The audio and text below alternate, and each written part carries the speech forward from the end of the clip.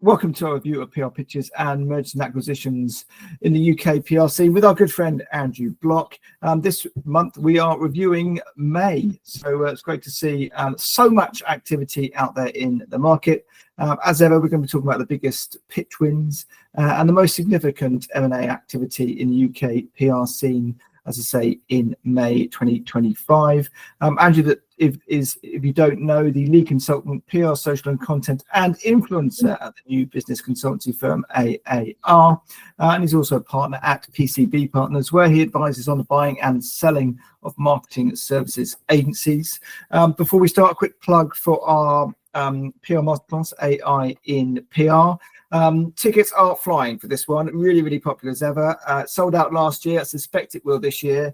It's on July the 2nd, and we'll be talking about a whole bunch of interesting stuff when it comes to PR and AI, including how to integrate AI into your PR workflow, how AI will impact, I should say, the agency business model, the impact of AI on journalism, a really hugely important element of that, and also AI as a content production tool. Got some experts talking about how far we are down that particular road, and also just talking about whether large language models or large language model optimization, I should say, is the biggest PR opportunity of our lifetimes. So it's all going on there. Do check out the homepage of prmoment.com to see all the details. It's widely flagged across the homepage. The URL actually for the masterclass itself is prmasterclasses.com. Do check that out, where you can see the full speaker lineup. And also the other bit of news is that time does fly. On Friday the 20th of June, that's Friday the 20th of June, it is the final, I say again, the final entry deadline for the Creative Moment Awards. So that's Friday the 20th of June is the final entry deadline for the Creative Moment Awards. Do check out creativemomentawards.co. That's creativemomentawards.co, where you can see all the categories and, of course, download the all-important entry form. Andrew, welcome to the show. Hello, Ben. Lovely to see you. It's a busy one, isn't it? I mean, just briefly before we start, we do our sort of traditional roundup. How is the market from a PR pitches perspective, Andrew? Yeah, certainly. I mean, the volume is there. Lots and lots going on. I think probably sort of new financial year for a lot of organisations, macroeconomic environment settling a little bit. You know, normal story of same great agencies continuing to win business, but it's nice to see some new names here. And then the M&A side is in full force. Lots to go through there as well. Fine. As ever, we're going to have to go quick because there's plenty to talk about. News from Clarion, which is great to see. Yeah, so they have won influencer and PR comms for the International Wine and Spirits competition. So this is a profile raising job, looking into sort of the robustness of their awards process.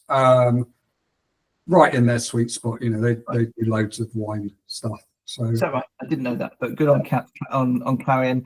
And I think Kindred had a win last month, I should say, but they backed it up.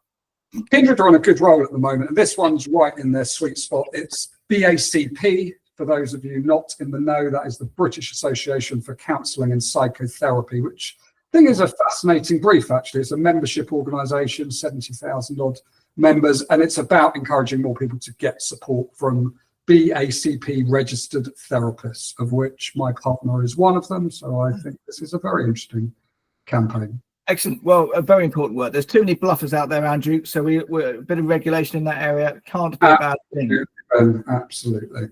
And Sunny Side Up, possibly my favourite PR name, but they've had a win.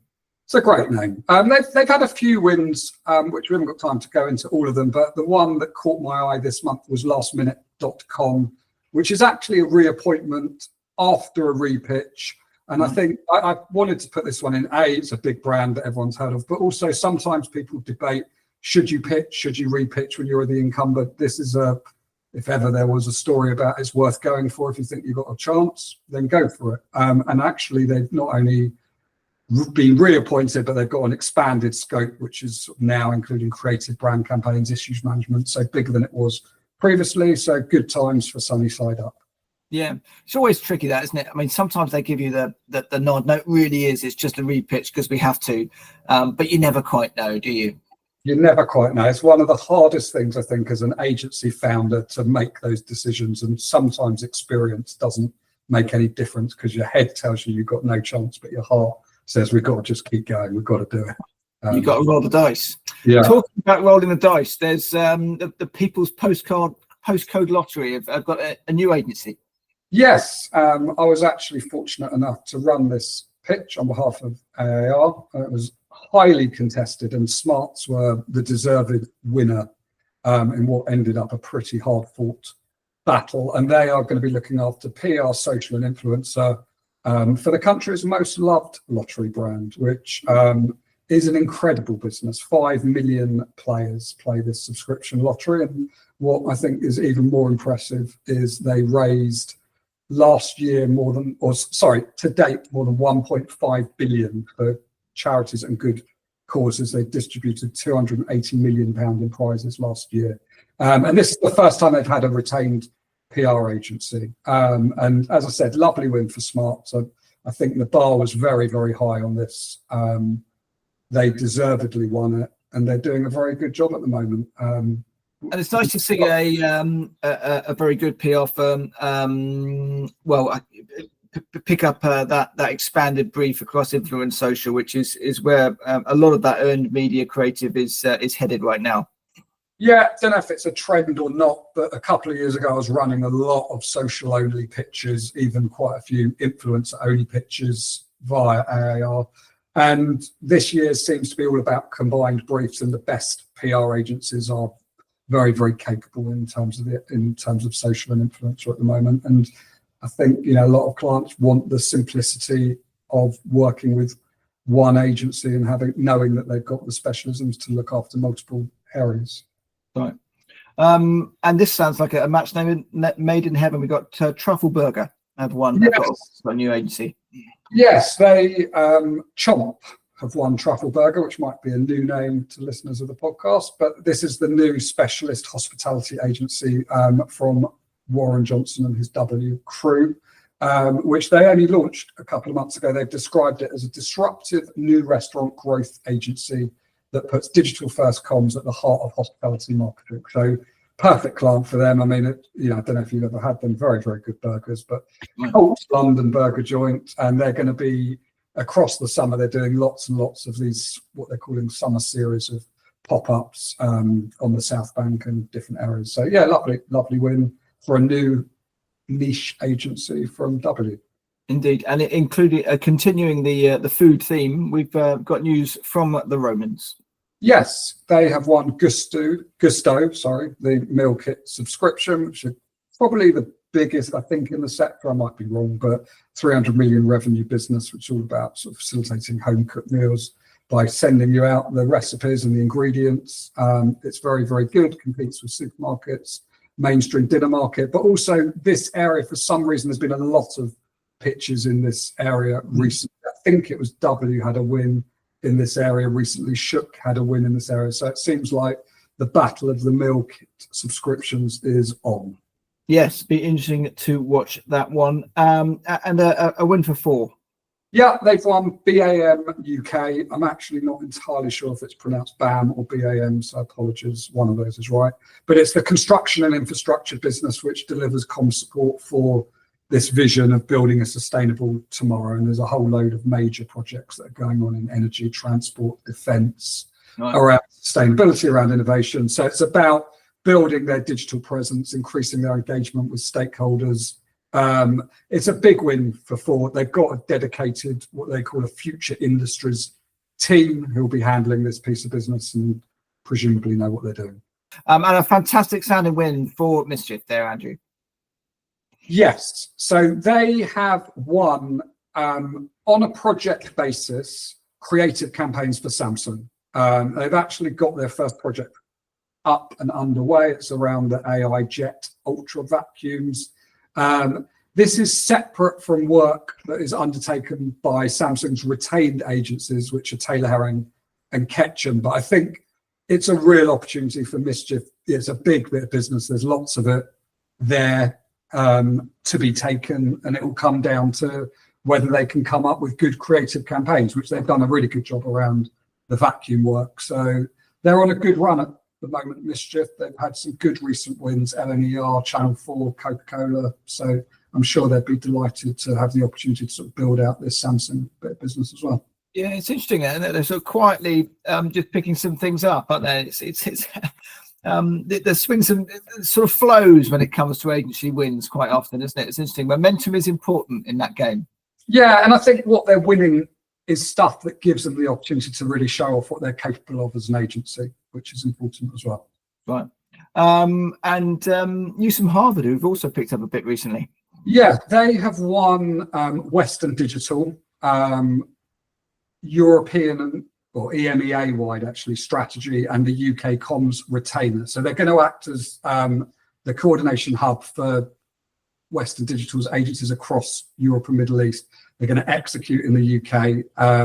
For those that don't know Western Digital or know the name but don't know what they do, they're basically the innovators when it comes to HDD data storage.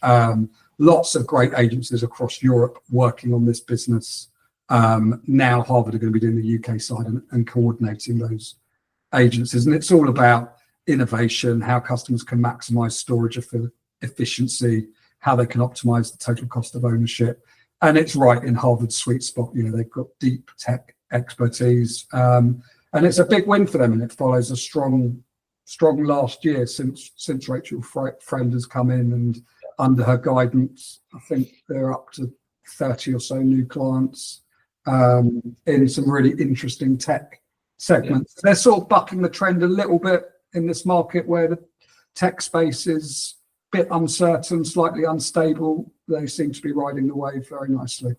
Yeah, it's a patchy in tech, isn't it? Some people seem to be picking up some stuff. Other people say it's a quite tough still. It's certainly an interesting time from that perspective. Yeah. Newsom Burson. Yeah, sticking with tech, actually, this is a biggie. They've won Cellnex, which is the wireless telecoms infrastructure firm. It's a brief across 10 countries. It spans corporate communication, stakeholder engagement, public affairs. It's a Spanish business, actually. They did previously work for them in the Netherlands, and this is now obviously an expanded brief. So they've gone from the Netherlands to across Europe. It's all about strengthening their position as a telecoms industry leader. They're a big firm listed on the Spanish Stock Exchange, portfolio of sort of 130,000 plus sites across Europe. So I would imagine this is a biggie in terms of fee and remit, and a good one for Burson. They'd be delighted to have that under their belt. Right, and John Hughes starts there possibly this week, doesn't he? So it'll be interesting to see, to watch that with interest. And news from Lansons. Yes, they have won the IP office, which is the intellectual property office. It's all around driving awareness of IP as well as education and behaviour change. It's an integrated campaign. This was posted on the Government Finder tender site, so we've got a bit of info on this. We don't normally. You're always on that site, aren't you? You just love that site. No, I don't wake up or get out of bed without reading the Government Finder tender results from the night before. But yeah, let's say that the potential spend is £833,333.33 a year. Roughly. No, across a 3-year period, and then it's got the option to extend by a further 2 years. Right. What I thought was quite interesting whilst looking at the Government Finder tender site, only 8 agencies submitted tenders for this. And I know when I was agency side, I always thought, it's not worth doing. There must be 100 agencies going for this. I mean, 8 agencies submitting a tender, it's not bad odds, and you don't know how diligently those 8 agencies filled them in. But it says to me that if you think you've got the skill set, if you think you've got the capability, sometimes it's worth a shot. They can be quite brutal processes in that often they lack that human interaction. Often you can't ask the questions you want or build the chemistry you want. Not in every case, but you know, this is a decent bit of business, and well done to Lanson's team, Farner, for having a pop and bringing it home. Well done, yeah. And an intriguing win for the Herd. Yes, a nice win. I wouldn't say not that intriguing. I don't know. Maybe intriguing. They've won Waitrose. intriguing, I guess, because it's the first time that Waitrose have had a new agency for 17 years. And, 17 years is quite an innings. But they've brought on board the Herd, which for those that don't know, the Herd, it's relatively new agency. They launched a couple of years ago. Roxy Callows, the former MD of the Romans, they're backed by John Doe Group. She's done a great job punching above her weight, which is what I always love to see. Clients like Monster, W Budapest, Dutch Barn, Orchard Vodka, stuff like that. And this campaign will be about, it's what they call a culturally driven press office, with stories around product, around brand, around sustainability, around purpose, and basically connecting Waitrose with food lovers. So yeah, it's a big win for an agency, for any agency, but particularly for a new agency and a small agency of that size. Yeah, I mean that's what I meant. It's just it's quite a new. It's a really impressive win for what is a pretty new agency, isn't it? Yeah, simple as that. Yeah. And you said W as well. Yeah, so W have won Wenzel's. Here's a stat for you. It's the first ever agency that Wenzel's have used in their 50-year history. Wow. It's an earned and paid role. Again, it's sort of indication that clients are potentially looking for one place to tick multiple boxes. And I would think the paid element is relatively significant for a business like Wenzel's. This is all about accelerating customer acquisition, retention, loyalty, increasing spend. It's got some above the line elements. There's not many agencies that can do this kind of work, and W can. They are partnering with a media agency to do it. And it's unclear to me sort of who's doing which bits, but the fact that they partnered up, found a solution, I'm a big fan of Wenzel's. I think they're going to do. Why do you say that then? Why can't many agencies do this sort of work? Why do you come from that perspective? I think when it comes to a client of scale, especially a retail, business like Wenzel's, which has got 100+ stores, to do that above the line and the paid element, and to get involved not just in the sort of awareness or opinion changing or storytelling and the sort of softer side of PR, but to be working on customer acquisition and retention and spend, and being able to demonstrate the efficacy of what you're doing, being able to present plans that are very tangible in terms of spend versus return, looking at the cost per acquisition. I mean, I don't want to do a disservice to the industry. There are lots of agencies that can do it, but there's few agencies that can do it well, do it with confidence, partner with other agencies where they feel they need the partner and need a bit of support and strength. And I'm not sure whether the media agency is going to be doing the planning or the buying or a bit of both, but W are very good at thinking in an innovative way and taking a bigger piece of the pie. Right. Well, you'll be getting a nice letter from Warren Johnson there, Andrew, and nasty letters from everyone else. But good luck with that one. A nice win for Blurred.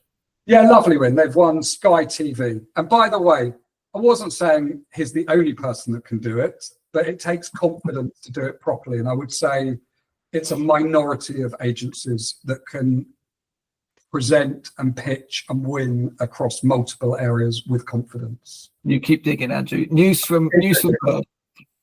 News from Blurred. They have won Sky TV. Lovely win for them. This is strategic comms advisory ahead of a forthcoming documentary series. It's a project. I don't know too much about it. They haven't sort of revealed too much about it. They're still working with Multitude, who we talked about either last month or the month before, more on the consumer side around driving engagement and visibility and brand presence. This is much more strategic, more corporate, what you would expect Blurred to be doing. And, Blurred continue to march on. They picked up some nice briefs, haven't they, last few months, it seems to me. Really nice. What they run, Heineken staff, Diageo staff, Amazon staff, they're doing a really good job at the moment. Yeah, another agency you're definitely hearing that they seem to have a bit of a role, as well as MatchFit. They seem to be picking up some accounts. Yeah, they're one of the newer sort of sport and entertainment specialist agencies. They've won Contura Orthopedics to do B2B, B2C comms. This is a really interesting project. It's an injectable hydrogel called arthrosamid. I struggle with that word. But it basically relieves osteoarthritis in the knee and achieves lasting conditions. So it's quite a specialist product, specialist area. But MatchFit are doing some interesting work within the sports. Yeah. And this will, I think, is interesting. It's going to really hopefully help a lot of people suffering from this condition, athletes. Yeah, not one for you and I. We can't even pronounce it. But moving on to M&A, one of our own has got his wallet out. Yeah, so I'll start with this deal because it's a deal that I've been intimately involved with for the last 6 years. So Stacked, which is the group of comms companies that I invested in and a non-exec chair of, has acquired Radioactive, which is owned by Rich Lee, who many listeners will know and love. Stacked is going to merge that business under Munch, which is the consumer PR agency within the group. It's going to give them digital and B2B, bit of corporate capability. Rich Lee is coming along as non-exec director. It's a great deal for everyone, really. It's very complementary. It's all about doubling down on services and delivery.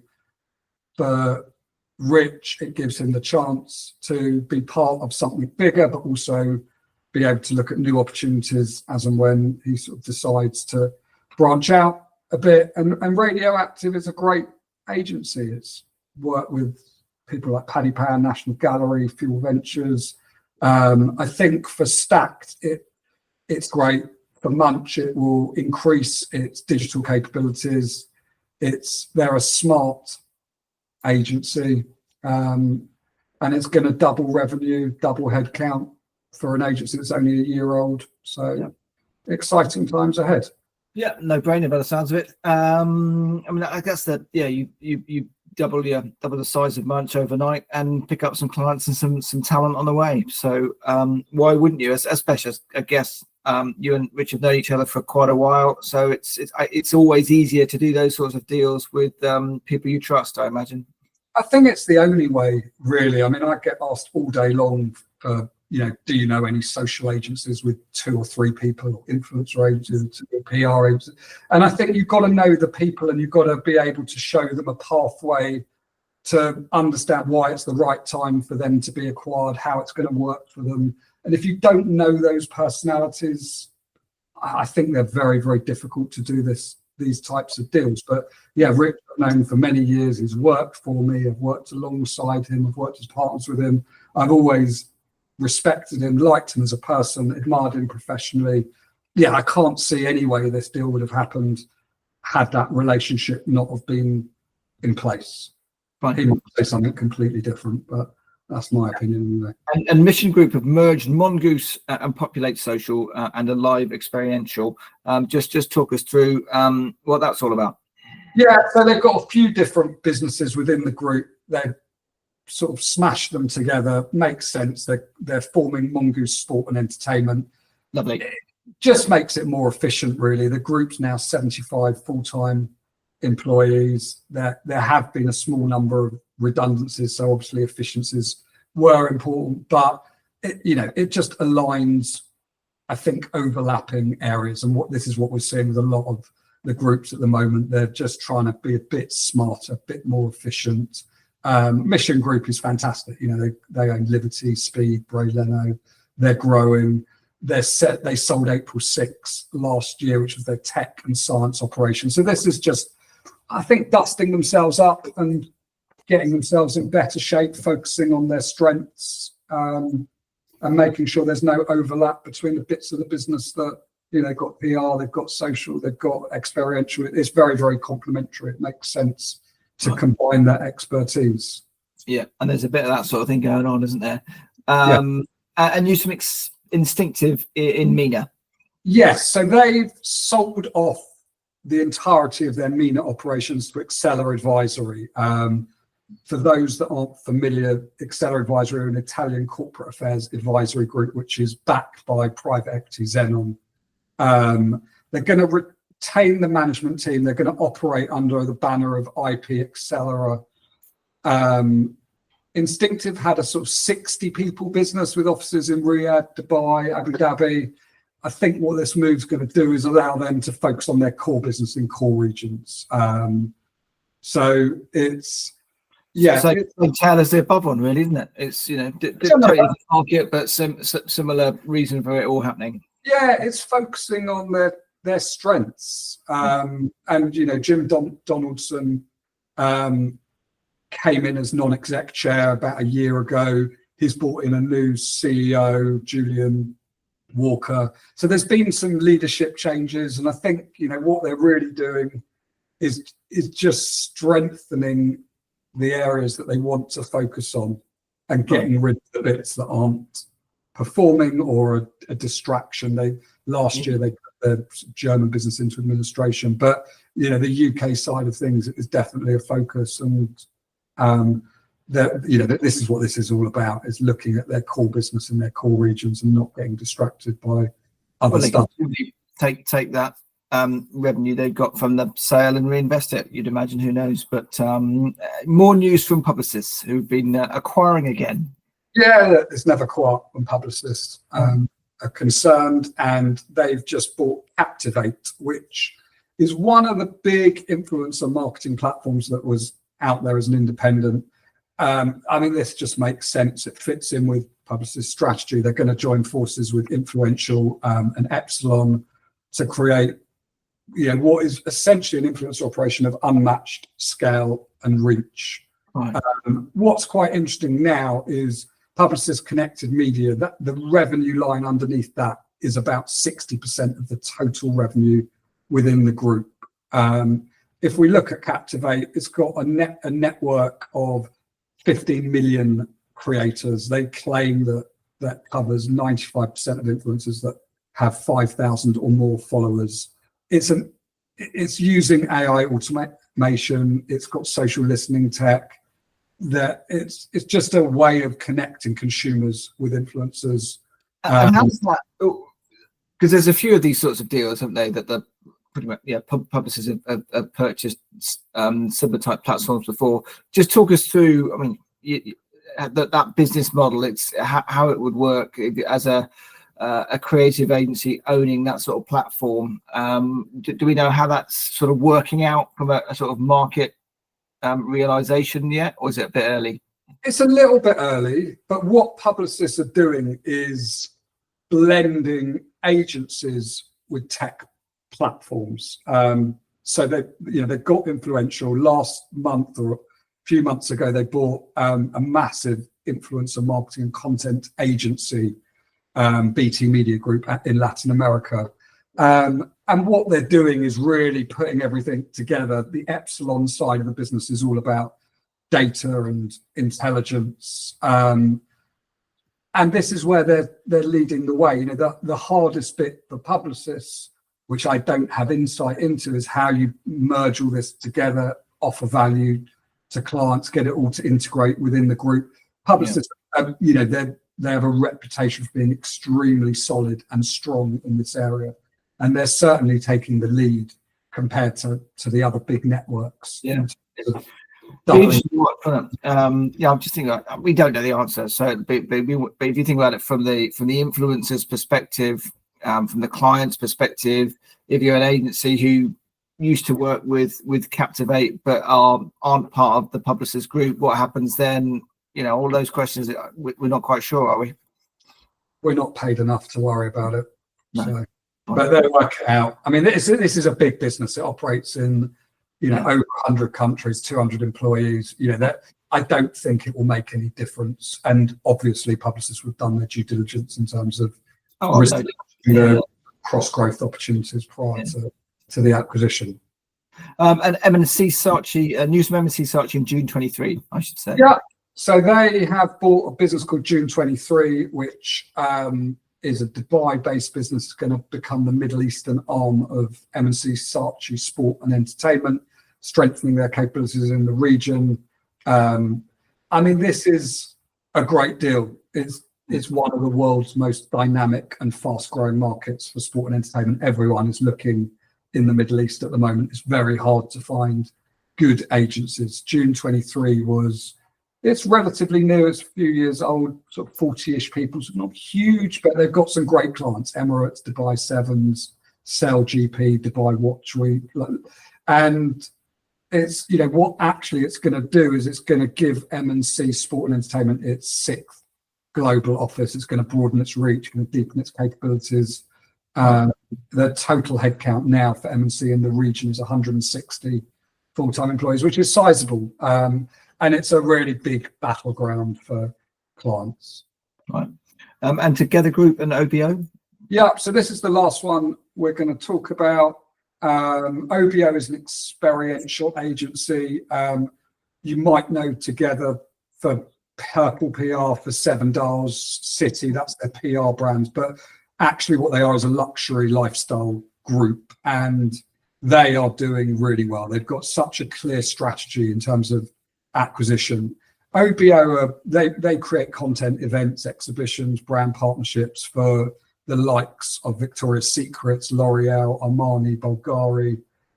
They're a partner of the Paris Olympics opening ceremony, offices in London and Paris. So you can see the synergy, you can see the complementing capabilities. You might remember we talked about a few months ago, Together bought an experiential tech agency called Immerser. They bought Visualization One. They've also bought quite recently Frame Publicity, which is a luxury comms agency based in Dubai. They're on a run. This was their 14th acquisition. I read a really nice piece in Vogue Business, I think it was, which talks about how they're building the LVMH of luxury agencies and becoming a one-stop shop for marketing luxury. I'm sure it was Seven Dials City who placed that piece, but nonetheless, it's clear that's what an aspiration in terms of a group, and original. They know what they want to do, they know who they want to acquire, and they've got some brilliant businesses within that group. Yeah, everyone, well, all marketeers love a one-stop shop. Andrew, that's fascinating. Great to hear. Just on the PE side, there's been a bit of talk around that sort of slowing down a bit from a PR agency perspective. What's your view on that? Is that still pretty robust, or what's happening? It's still robust, yeah. I hope to have a few announcements before the end of the year of PE-based businesses that are investing in PR. It's hard fought, as is everything. I think one of the things with PE is can be slower than trade because they're slightly more cautious. They look at things from quite a black and white perspective, don't necessarily see the nuance or the storytelling within the firms that they're buying. They're just looking purely based on numbers, client concentration, risk versus reward, etc. But no, it's still active. It's certainly in certain sectors, it's very active. Brilliant. Andrew Bloch, thanks so much for coming on. See you next month. See you next month, Ben.